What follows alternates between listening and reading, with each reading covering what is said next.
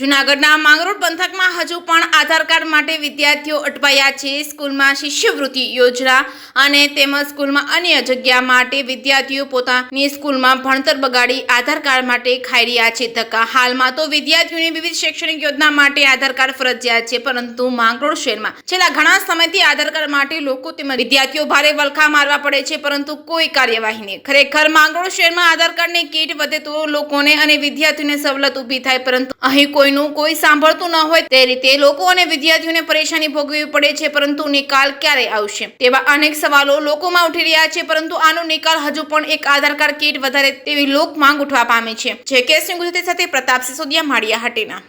મારું નામ છે કામળિયા કેવલ રમેશભાઈ। અમે આધાર કાર્ડ અપડેટ કરવા આવીએ છીએ ને અમારો વારો નથી આવતો। અમે 3-4 દિવસથી સ્કૂલે અમારે જરૂરી કામ હોવાથી અમે આધાર કાર્ડ અપડેટ કરાવીએ છીએ અને અહીંયા 3 દિવસથી અમે હેરાન થયા છીએ, અહીં વારો નથી આવતો।